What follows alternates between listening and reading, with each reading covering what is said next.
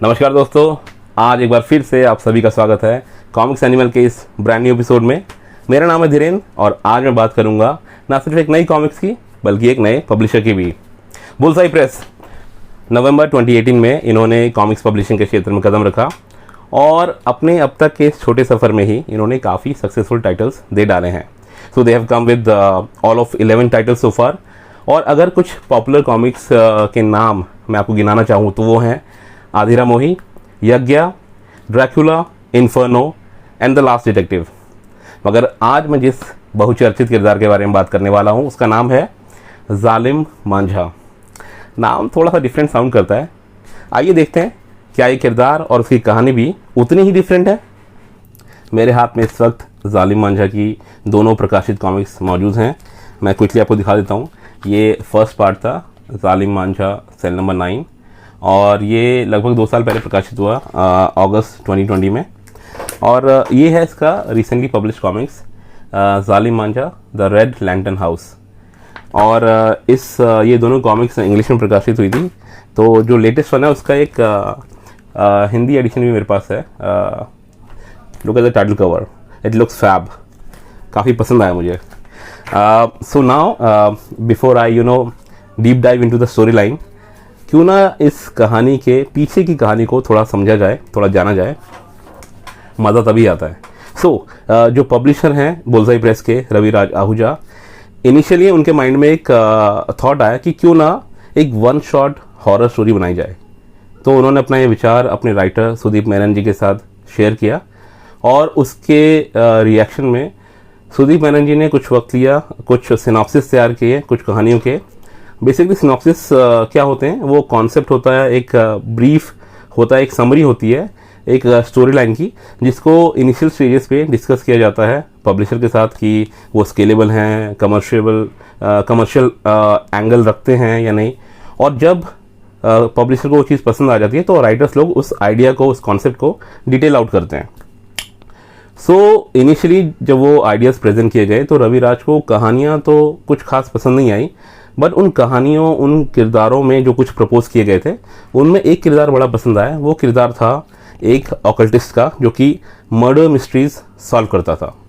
अब ये ऑकल्टिस्ट क्या होते हैं, सीधे शब्दों में अगर इसको समझा जाए तो basically these are those people who understand things which a normal human mind does not understand.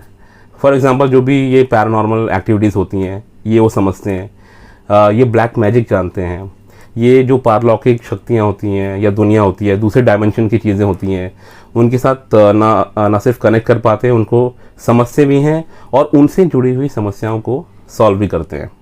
So basically anything and everything which a normal human mind does not understand, these are the words who come to our rescue for those.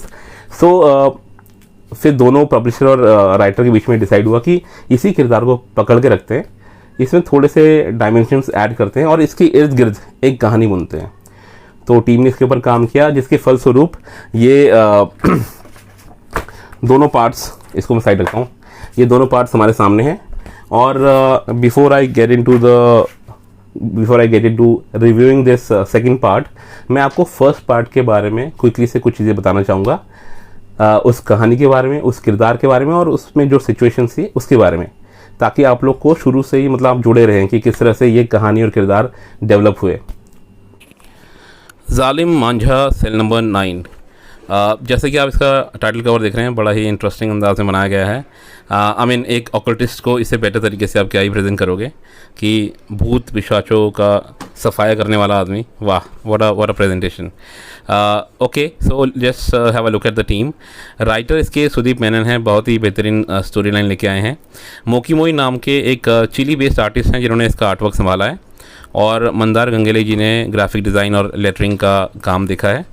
अब दोस्तों ये कहानी है Neena Joseph नाम की एक लड़की की, जिसकी शहर से दूर एक साइकियाट्रिक असाइलम में एक केयर गिवर के तौर पर जॉब लगती है। अब ये जो साइकियाट्रिक असाइलम है ये काफ़ी मिस्टीरियस है। यहाँ पे मतलब अजीबोगरीब मरीज़ हैं जिनकी मेडिकल हिस्ट्री और केसेस बहुत ही कॉम्प्लिकेटेड और डिस्टर्बिंग है और ये सब मरीज़ अलग अलग सेल में रखे गए हैं। इनके अलावा घर में एक सन की कुक भी है जो कि बहुत ओवर केयरिंग और ओवर बियरिंग है। और इस सब के अलावा सेल नंबर 9 है जिससे नीना को दूर रहने की हिदायत दी गई है। Now let's quickly come back to page 1। मैं आपको ये बताना चाहता हूँ कि हॉरर मूवीज़ वाले चिर परिचित अंदाज में माहौल बनना शुरू हुआ है यहाँ पर। वही बरसात का होना, वही बिजलियाँ कड़कना और मतलब वही ज़मीन फाड़कर हाथ का बाहर निकलना। सो फर्स्ट हाफ में सब कुछ स्टीरियोटाइप अंदाज में होता है। हालात ऐसे हो जाते हैं कि ये लगने लगता है कि बेचारी जो नई केयर गिवर है ये इसकी पहली रात ही शायद इसके जीवन की आखिरी रात होने वाली है। बस फिर ये देखिए, ये एंट्री होती है यहाँ पे मतलब half way through the comics Michael Manjha उर्फ जालिम मांझा की, और उसके आने के बाद मतलब जो कुछ भी सेकेंड हाफ में होता है वो कहानी में एक सरप्राइज एलिमेंट लेकर आता है और कहानी की एंडिंग भी एक सही तरीके से होती है। चलिए अब एक छोटी सी रिव्यू कमेंट्री हो जाए। So let's just quickly move to the last page. और मैं आप सभी को एक चीज़ दिखाना चाहता हूँ, ये जो इसका कंक्लूडिंग फ्रेम है, पेज है, ये मुझे बहुत पसंद आया। It looks very impressive. Team की बात की जाए तो सुदीप मेनन जी की कहानी है, थोड़ी सी छोटी मालूम पड़ती है लेंथ में, बट 90 तोले अंदाज में कही हुई है और इसकी एंडिंग भी काफ़ी अच्छी लगी मुझे। ये जो आर्टिस्ट हैं मोकी मोए, इनका नाम एक्चुअल में मॉरिसियो है and he is based out of Chile. इनका जो आर्टवर्क है दोस्तों मुझे थोड़ा सा अबव एवरेज लगा। देखिए किरदार सभी भारतीय हैं और इनको बाकायदा पूरी ब्रीफिंग की गई होगी कहानी के बारे में, बट चूंकि ये विदेशी हैं ये आर्टिस्ट, इनका अपना एक सेंसिबिलिटीज़ है, इनका अपना एक अनुभव रहा है, तो इन्होंने अपने एक्सपीरियंस के हिसाब से ये पूरा सेटअप इसका आर्टवर्क तैयार किया। सो हालांकि कहानी भारतीय है पर कहीं से भी भारतीयता वाली झलक इन पैनल्स में नज़र नहीं आती है। अब बात कर लेते हैं मंदार गंगेली जी की। बहुत ही बहुआयामी प्रतिभा के स्वामी हैं। लेटरिंग और ग्राफिक डिज़ाइनिंग का काम देखा है, बहुत ही अच्छा काम था। It was easy on eyes और पढ़ने और देखने में बहुत ही अच्छा लगा। तो चलिए अब बात करते हैं पार्ट 2 की, विच is this Zalim Manjha the red lantern house. अब ये रेड लैंटर्न हाउस क्या है? Red lantern house is basically a building in the central part of Kolkata which is known as Lal Mahal. अब ये जो इमारत है लाल महल, ये क्या है? It's basically a brothel which also doubles up as a crack house. So brothel means it's basically a वैश्यालय जहाँ पे कोकीन ड्रग्स वगैरह इनकी खरीद फरोख्त भी होती है। सो ये जो पूरा इस्टेब्लिशमेंट है इसको चलाती है एक सशक्त महिला किरदार जिसका नाम है मैडम लाओ। ये एक चाइनीज़ ओरिजिन की लेडी है और बहुत ही ओवर बियरिंग और काफ़ी मतलब जैसे कि एक लेडी डॉन टाइप का इसका किरदार है। अब सिचुएशन कहाँ से शुरू होती है, कहानी कहाँ से आगे बढ़ती है, वो ये है कि इस ब्रॉदल में रहस्यमय तरीके से कुछ मौतें होना शुरू होती हैं। तो उन सभी मर्डर मिस्ट्रीज़ की तफ्तीश के लिए हमारे माइकल मांझा उर्फ जालिम मांझा को बुलाया जाता है। Zalim Manjha by now has become very popular as an occultist. तो उसकी जो कीर्ति है वो चारों दिशाओं में फैल गई है कि भाई ये तंत्र मंत्र का और ये पैरानॉर्मल एक्टिविटीज़ का ज्ञाता है, इसको बुलाओ, he will attend to this situation. अब माइकल मांझा को बुलाया जाता है, उसको एक काम सौंपा जाता है कि भाई ये जो भी चीज़ें हो रही हैं उसको सॉल्व करो, और यहाँ से फिर कहानी अनफोल्ड होना शुरू होती है। वो कहानी क्या है, वो एक्शन सीक्वेंसेस क्या है, वो ड्रामा किस तरह से अनफोल्ड होता है, किस तरह से ख़त्म होता है, वो जानने के लिए तो आपको कॉमिक्स खरीदनी पड़ेगी और पढ़ना पड़ेगा। मैं फ़िलहाल मूव करता हूँ आर्टवर्क की तरफ। आर्टवर्क की अगर हम बात करें तो इसका जो ये इंग्लिश कवर है ये बनाया है दीप जॉय और रैनन ने।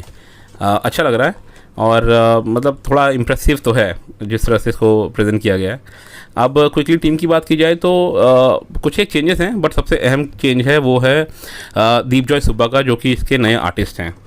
और अगर आर्टवर्क की बात करी जाए तो पिछला आर्टवर्क था चिली बेस्ड आर्टिस्ट मॉरिसियो का, और यहाँ कमान संभाली है दीप जॉय सुब्बा ने। कहानी भारतीय है और चित्रांकन भी पूरी तरह से भारतीय अंदाज में किया गया है। You can see it has all been localised. Artwork बहुत इंप्रूव हुआ है। कोलकाता के एक बदनाम इलाके और किरदारों का चित्रण जिस तरीके से किया गया है वो काफ़ी अच्छा बन पड़ा है। माइकल मांझा की एडेप्टेशन भी काफ़ी डिफरेंट है। फर्स्ट पार्ट का जो माइकल था वो काफ़ी मतलब केयर फ्री था, उसके चेहरे पे कोई ऐसे डर के भाव नहीं थे, लेकिन यहाँ पे आपको डिफरेंट माइकल मिलेगा, who is more human than his previous avatar. जब भूत या सुपर नेचुरल एलिमेंट्स वो देखता है तो उसकी भी हवा टाइट होती है। ईजी गोइंग बंदा है बट डर उसको भी लगता है। फ्लर्ट है, ठरकी है, बट अपने काम के प्रति ईमानदार है। तो ये सब बदले हुए एलिमेंट्स आपको इस आर्टवर्क में देखने को मिलेंगे। देखिए जो किरदार है माइकल मांझा उर्फ जालिम मांझा का, आई थिंक ये अभी और खुलेगा। मैं इसमें काफ़ी संभावनाएं देखता हूँ इस कैरेक्टर के विस्तार की। इसको काफ़ी डिटेल आउट किया जा सकता है, इसमें काफ़ी फैलाव किया जा सकता है आगे जाके। काफ़ी डायमेंशंस हैं इस कैरेक्टर के। And I would like to thank Ravi Raj and his entire team for coming up with this interesting character. देखिए होता क्या है ना, यूजुअली जब आप कोई हॉरर मूवी देखते हैं या फिर टीवी सीरीज देखते हैं तो वहाँ पे ट्रेडिशनली जो ये ऑकल्टिस्ट होते हैं उनको बहुत ही बोरिंग तरीके से दिखाया जाता है। I mean one that of serious nature, normally अधेड़ उम्र के होते हैं या फिर थोड़े ज़्यादा बुजुर्ग होते हैं, बहुत ही सीरियस मैनरिज्म होता है उनका with no fun element attach to them. So thankfully यहाँ पर उन्होंने इस किरदार की सीरियसनेस तो बनाए रखी है, but at the same time उसको थोड़ा सा रंगीन भी बनाया गया है। ये जो किरदार है ये यंग है, ये फ्लर्ट है, ये एक नंबर का ठरकी है, ये he has good sense of humour, but at the same time he also understands कि काम के साथ कोई कॉम्प्रोमाइज़ नहीं किया जा सकता। So he does not compromise with his work ethics.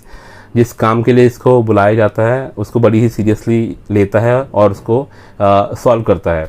So I think this character will reflect I mean modern day जो यूथ है, they will find a reflection of themselves in this character. वो relate कर पाएंगे इस character से। क्यों? क्योंकि just like this character even today's youth like to enjoy their time in the sun, but at the same time उनको मालूम है कि हार्ड वर्क की कोई रिप्लेसमेंट नहीं है। हार्ड वर्क करना है, अपने टारगेट्स अचीव करने हैं, अपना एक प्रोफेशनली स्ट्रॉन्ग पोजीशन बनानी है अपनी, और उसके बाद then they can do anything which pleases their senses. जो भी उनको पसंद है वो चीज़ कर सकते हैं, but work comes first. So I think this character will have a really good audience, और काफ़ी पोटेंशियल है इस कैरेक्टर का हर मामले में, कहानी के मामले में, एक पोटेंशियल टारगेट ऑडियंस के मामले में। लेट्स सी आगे किस तरह से ये बढ़ती है। दोस्तों थोड़ी देर पहले ही मैंने एक कंपैरिजन ड्रॉ किया था फर्स्ट पार्ट और सेकंड पार्ट को लेके कि बिटवीन द टू पार्ट्स कितना इंप्रूवमेंट आया है और अदरवाइज कितने सुधार की गुंजाइश अभी और है, ये सब बातें करी थी। तो उस कड़ी में मैं एक चेंज और डिस्कस करना चाहूँगा। फर्स्ट पार्ट में लेटरिंग का जिम्मा संभाला था मंदार गंगेले जी ने, and he is a very renowned letterer, काफ़ी अच्छा काम था उनका। सेकंड पार्ट तक आते आते ये कमान संभाल ली है हमारे रविराज आहूजा जी ने, और ये अच्छी बात है। आई मीन पब्लिशर और एडिटर होने के साथ साथ अगर आप कॉमिक्स पब्लिशिंग क्षेत्र के बाकी एस्पेक्ट्स में भी थोड़ा अपना होराइजन बढ़ाएं तो I think it's a good thing. तो लेटरिंग का काम उनका ठीक बन पड़ा है। I think from reading experience point of view it's easy on eyes, अच्छा काम किया है। और दूसरा जो हिंदी ट्रांसलेशन का काम है वो विजय कुमार और रविराज आहूजा दोनों ने मिलकर किया है। उसमें थोड़ा सा सुधार की गुंजाइश मुझे नज़र आती है। कुछ ये 3-4 ओकेजन्स ऐसे थे जहाँ पर सिंटैक्स का मुझे थोड़ा सा प्रॉब्लम लगा, मतलब सेंटेंस मेकिंग जो थी वो थोड़ी सी मुझे ठीक नहीं लगी, और ग्रामेटिकल एरर्स भी मेरे को 3-4 जगह नज़र आए। But I think I mean it's still these are early days, and I think as a team वो जैसे जैसे आगे बढ़ेंगे तो उनके काम में आपको रिफाइनमेंट नज़र आएगी। प्राइसिंग की बात कर लेते हैं। तो ये जो हिंदी और ये जो इंग्लिश संस्करण है, इन दोनों का प्राइसिंग मतलब 249 रखी गई है। दोनों की सेम प्राइसिंग है। It comes with no novelties. I think वो एक कॉस्ट कटिंग का एक तरीका है उनका। और प्राइसिंग की बात की जाए तो मुझे कुछ प्रॉब्लम नहीं है। I think it's quite reasonable. नया पब्लिशिंग हाउस है, नई कॉमिक्स है, नई टीम के साथ इसको बाज़ार में उतारा गया, तो इनिशियल जो प्रोडक्शन में खर्चा आता है उस हिसाब से मुझे वाजिब दाम लगा। बाकी देखिए प्राइस जब तक वॉल्यूम्स नहीं होंगे, जब तक हम वॉल्यूम्स में डील नहीं करेंगे, बड़े पैमाने पे प्रिंट रन नहीं करेंगे, उसकी डिमांड उतनी ज़्यादा नहीं होगी, तो कॉस्ट कम नहीं होगी। ये तो जाहिर सी बात है। इनफैक्ट जो प्लेयर्स ऑलरेडी मार्केट में मौजूद हैं वो लोग जो वॉल्यूम्स में मतलब कंपैरेटिवली वो लोग वॉल्यूम्स में खेलते हैं वो भी कम नहीं कर पा रहे हैं। तो आई थिंक इनसे कम प्राइस की उम्मीद करना थोड़ा सा बेमानी होगा। So I think will leave this part just at this, और बढ़ते हैं फाइनल वर्डिक्ट की तरफ। तो दोस्तों अब पहुंच गए हैं हम इस वीडियो के अंतिम पड़ाव पर। Yes, it's all about the final verdict. और जहाँ तक मेरी राय, मेरी ओपिनियन, मेरे एक्सपीरियंस की बात है, it's a thumbs up from my side. काफ़ी अच्छी स्टोरी लाइन है। जो रिसेंट स्टोरी लाइन है पार्ट 2 की, वो तो आप ज़रूर खरीदेंगे और पढ़ेंगे। पढ़िए बट मेरी साथ में आपसे अपील है कि आप फर्स्ट पार्ट को भी खरीदें। ये जो दोनों स्टोरीज़ हैं these are one shot horror stories और अपने आप में एक कंप्लीट स्टोरी लाइन है, एक दूसरे पे डिपेंडेंट नहीं है। पेजेस लिमिटेड हैं बट आपको कहीं भी ऐसा फील नहीं होगा कि हाँ भाई पेजेस थोड़े से बढ़ने चाहिए थे, स्टोरी को थोड़ा सा और डिटेल आउट करना था, नहीं। So that's the beauty of the writer Sudeep Menon. उन्होंने काफ़ी अच्छे से नपे तले अंदाज में इस नैरेटिव को पेश किया है। So I think that thing is sorted there. Zalim Manjha थोड़ा सा अनकैनी नेम है और इस तरह के जो डिफरेंट साउंड करने वाले नाम होते हैं वो हम रीडर्स के माइंड में जल्दी रजिस्टर होते हैं और एक क्यूरियोसिटी भी बिल्डअप हो गई है। इस क्यूरियोसिटी का जवाब भी आपको आने वाले कुछ इश्यूज़ में मिलेगा। जैसे कि हमें पता लगा है ये सीरीज़ और ये कैरेक्टर जैसे जैसे आगे ग्रो करेंगे वैसे वैसे ये सब बातें भी खुलकर सामने आएंगी। नाम के पीछे की कहानी तो जल्दी आपके सामने आएगी। आई थिंक इशू 3 या इशू 4 तक आपको पता लग जाएगा कि क्यों इसका नाम जालिम मांझा रखा गया है। फिलहाल आप मुझे इजाज़त दीजिए, मैं चलता हूँ। जिस तरह से आजकल का वातावरण है, धूप बहुत है, मई का महीना है, बारिश का कोई नामो निशान नहीं है, but yes one thing is for sure, it's raining comics these days. काफ़ी कॉमिक्स आ रही है बाज़ार में। मैं भी जल्दी आपको एक और नई कहानी, एक और नए किरदार के साथ मिलूंगा। तब तक के लिए चलता हूँ, मुझे इजाज़त दीजिए। Good bye.